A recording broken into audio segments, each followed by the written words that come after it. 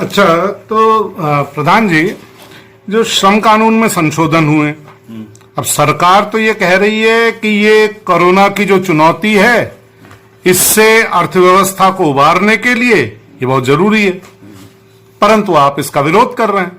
अब मूल मेरा सवाल ये है कि 96% श्रमिक तो असंगठित क्षेत्र में है और उनके ऊपर तो ये कानून लागू ही नहीं होते। तो ये कैसे बड़ा मुद्दा हो गया जब केवल 4% श्रमिकों के लिए ही ये कानून है, तो ये बड़ा मुद्दा आपके लिए कैसे हो गया? देखिए, दो चीजें समझने की है इसमें। आज माइग्रेंट वर्कर का जो पलायन हो रहा है लॉकडाउन के कारण, उस लॉकडाउन के कारण जो पलायन हो रहा है, उसको अगर आप गहरे से अगर विश्लेषण करें तो क्या पाते हैं अपन? ये माइग्रेंट वर्कर तो है, वर्कर है, तो नाम उसका माइग्रेंट वर्कर है। अब वर्कर के रूप में वो काम कर रहा है। अब ये वर्कर के रूप में काम कर रहा है, तो आज वो वर्कर को जब लॉकडाउन हुआ तो 1.5 महीने से ज्यादा भी वो अपनी जगह पर नहीं रुक पाया। तो ये क्या स्पष्ट कर रहा है? ये स्पष्ट ये कर रहा है कि सालों साल काम करने के बाद भी माइग्रेंट वर्कर के पास ना कोई सुरक्षा है, ना कोई व्यवस्था है, और जो उनसे काम करा रहे हैं, चाहे वो असंगठित क्षेत्र के मजदूर के रूप में काम करा रहे हो या और किसी घरेलू काम के रूप में, वो भी असंगठित क्षेत्र का मजदूर है, उनसे काम करा, तो उनके जो एम्प्लॉयर्स हैं, वो बड़े हो छोटे हो, किसी ने उनके प्रति कोई दायित्व पूरा नहीं किया और कोई सुरक्षा नहीं की।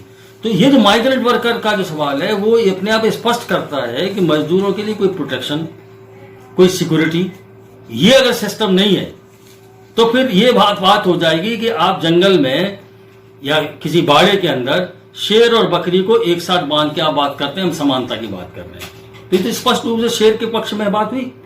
तो ये जो हालत है, ये माइग्रेंट वर्कर, तो असंगठित क्षेत्र के जो मजदूर हैं आज 96%, उन्हीं का बड़ा हिस्सा माइग्रेंट वर्कर के रूप में है। तो अब तो साफ प्रमाणित हो गया कि उनको अगर कोई प्रोटेक्शन होता, कोई सिक्योरिटी होती, तो शायद ये हालत नहीं बनती। तो आज जो 96% मजदूर हैं, उनके बारे में कहा जा रहा है कि अब 4% लोग लिए आप लड़ रहे हैं। मूल बात क्या है? देखिए, जो लेबर लॉज हैं, जिन लेबर लॉज को चेंज किया जा रहा है, उन लेबर लॉज में कौन सा चेंज किया जा रहा है? जैसे फैक्ट्री एक्ट है।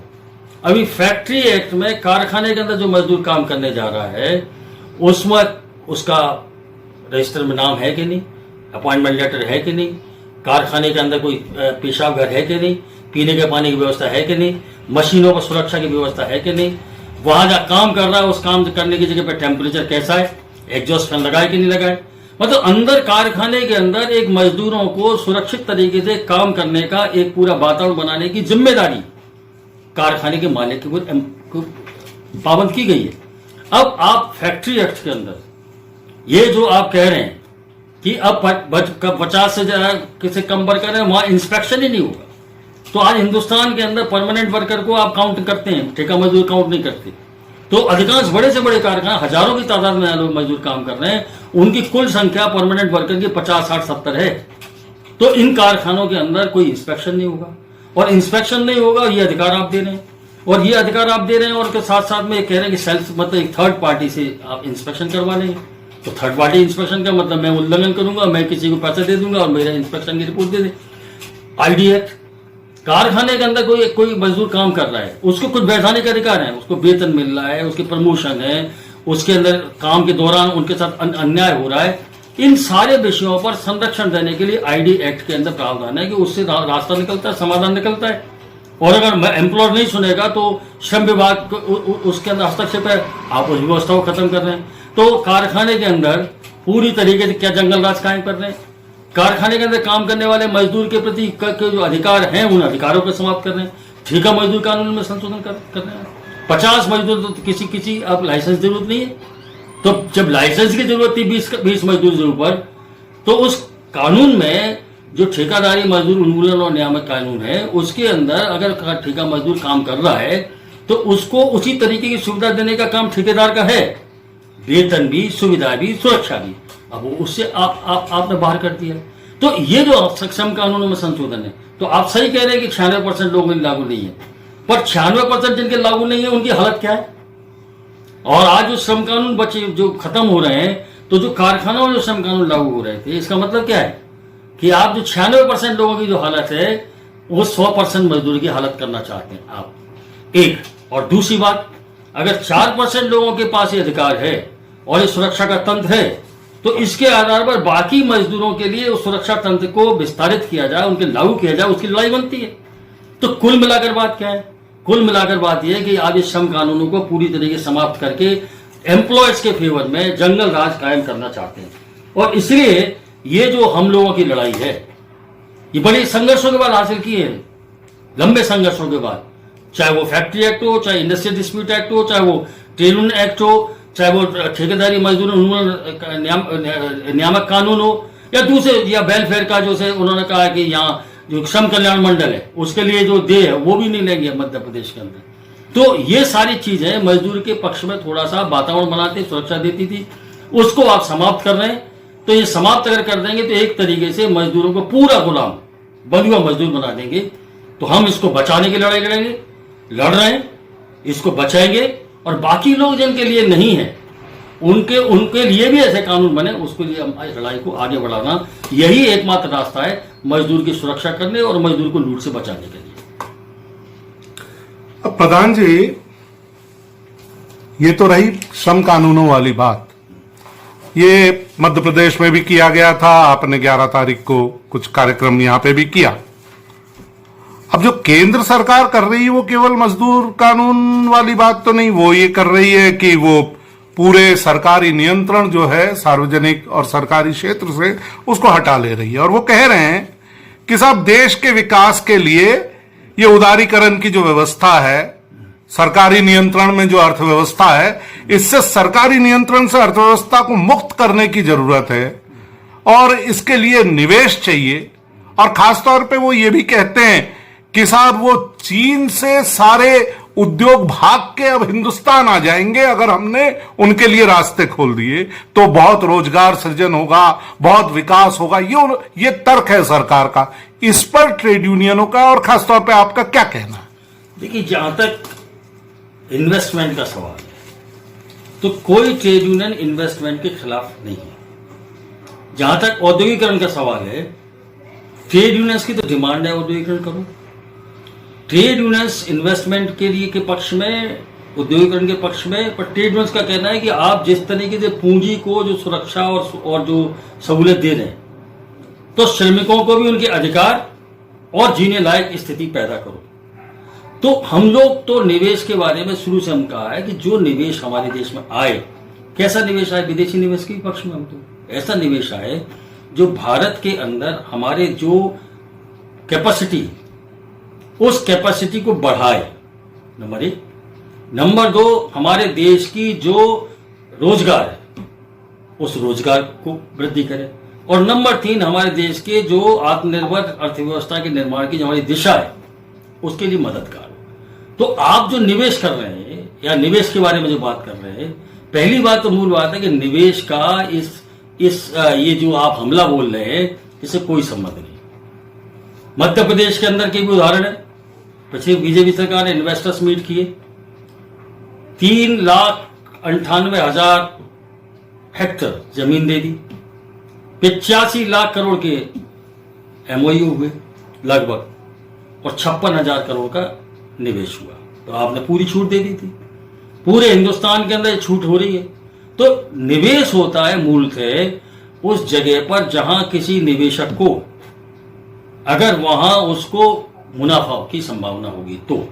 और मुनाफा कैसे आएगा? मुनाफा ऐसे आएगा कि जब उसका जो माल है वो माल बिकेगा, और वो माल बिकेगा तब जाके वो उसको मुनाफा होगा। तो इसके लिए मांग पैदा करनी पड़ेगी, और मांग पैदा करने के लिए क्वालिटी एम्प्लॉयमेंट, आम जनता की आर्थिक ताकत को बढ़ाने का काम होना चाहिए। तो सरकार इस वाले पाले पर, इस वाले पक्ष में तो इसको नकारात्मक कर रही है, लोगों की परचेसिंग पावर खत्म कर रही, तो डिमांड तो चली जा रही। तो आज तो मंदी का दौर है। अब इस मंदी के दौर में आप कहेंगे कि ये श्रम कानून समाप्त करके और सार्वजनिक क्षेत्र को के लिए हम खत्म कर देंगे, गला घोट देंगे, तो निवेश आएगा। माफ करिए, ये निवेश नहीं है, ये एक तरीके से राष्ट्रीय और अंतर्राष्ट्रीय पूंजी का, वित्त पूंजी का ये ऐसी मुहिम है कि वो देशों की अर्थव्यवस्थाओं के साथ साथ संसाधनों को अपने कब्जे में करना चाहती है।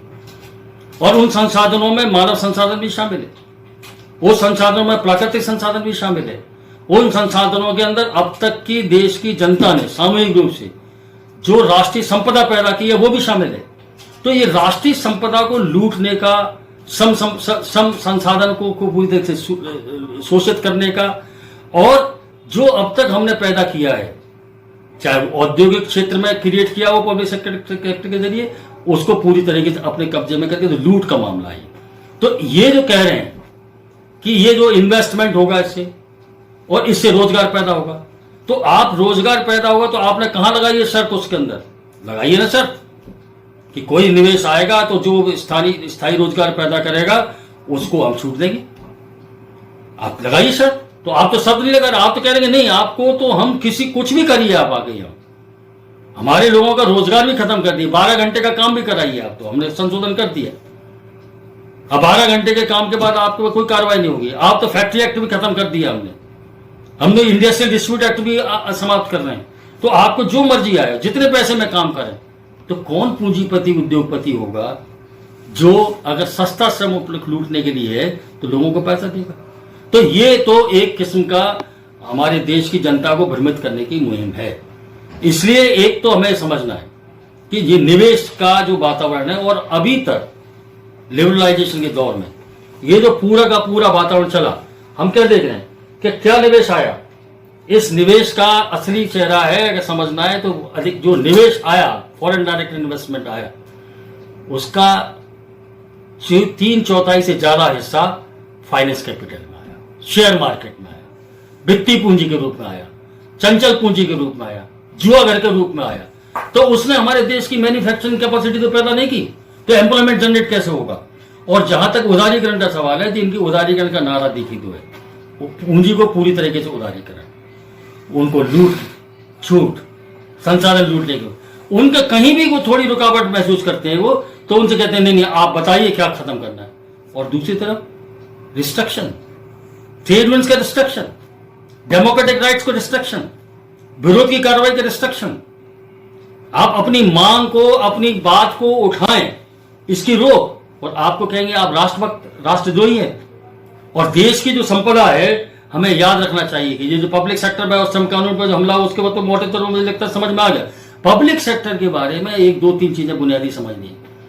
हिंदुस्तान जब आजाद हुआ, उस आजादी के बाद अमेरिका साम्राज्यवाद सहित तमाम सारे साम्राज्यवादी देश चाहते थे कि हम आत्मनिर्भर ना बने, और वो अपनी शर्तें थोप रहे थे। उसका मुकाबला करने के लिए पब्लिक सेक्टर न सिर्फ बना, बल्कि पब्लिक सेक्टर ने हिंदुस्तान की अर्थव्यवस्था को एक मजबूत आधार देने में अपनी भूमिका अदा की। चाहे वो औद्योगिक क्षेत्र में हो, चाहे वो हैवी मशीनरी में हो, चाहे पोर्ट सेक्टर में हो, चाहे वो फाइनेंस सेक्टर में हो, उन्होंने भूमिका अदा की। और आज हमारा देश जो जिस हालत में आया, जितना कैपेबल बना कि 2008 का आर्थिक संकट, जिसमें अमेरिका जैसा शेर धराशायी हो गया, आज तक नहीं हो पाया। वो 2008 का संकट का भी मुकाबला हम पब्लिक सेक्टर की वजह से कर पाए। और आज आप क्या कर रहे हैं? आप कर रहे हैं, आप सुरक्षा उद्योग को विदेशी पूंजी के हवाले, बैंक को विदेशी पूंजी के हवाले, बीमा विदेशी पूंजी के हवाले, रेल ये भी ले जाओ, भेड़ ये भी ले जाओ, कोयला के अंदर। तो आप तो कह रहे स्वदेशी, आप तो कह रहे आत्मनिर्भर अर्थव्यवस्था। तो ये नारे क्यों हैं आपके? क्या आज की तारीख में सुरक्षा उद्योगों के अंदर 100% विदेशी निवेश है? आप ये स्वदेशीकरण है आपका? ये स्वदेशी नारा है आपका? क्या इससे हमारे देश के अंदर जो कारखाने जो माल खुद पैदा कर रहे हैं और खुद अपने तरीके से अपनी शर्तों पर हिंदुस्तान की सरकार उनसे ले रही है, उनको खत्म करके आप ये कह रहे हैं कि ये इससे हमारी देश की अर्थव्यवस्था आत्मनिर्भर बनेगी? हमारा साफ कहना है कि अंतर्राष्ट्रीय पूंजी और राष्ट्रीय पूंजी के हित में आप राष्ट्रीय सुरक्षा को भी खतरे में डाल रहे हैं। आप स्वदेशी का जो नारा आप दे रहे हैं, वो स्वदेशी की जो कैपेसिटीज हैं उनको खत्म कर रहे हैं, और देश की अर्थव्यवस्था को अमेरिका के और साम्राज्यवादी देशों के अधीन कर रहे हैं। एक पराधीनता का एक प्रोजेक्ट है। इसलिए मजदूर आंदोलन के रूप में जहां हम श्रम कानूनों को अपने अधिकार के लिए लड़ रहे हैं, हम एक राष्ट्रीय अपनी भूमिका भी जानते हैं। हम इस देश के जिम्मेदार नागरिक हैं। हमारे पुरखों ने हिंदुस्तान की आजादी की लड़ाई लड़ी, हमारे पुरखों ने कानून बनवाए, आज हमारी जिम्मेदारी है कि अब जब देश संकट में है तो हम अपने अधिकारों और हितों के साथ साथ राष्ट्रीय हितों के लिए संघर्ष करें। इसलिए ये उदारीकरण का नारे में ये जो श्रम कानून पर हमला और सार्वजनिक क्षेत्र में जो हमला है, दरअसल उसका ये असली चेहरा है। इस चेहरे को हम जनता के बीच में ले जाके उन्हें जागृत करने की कोशिश करें।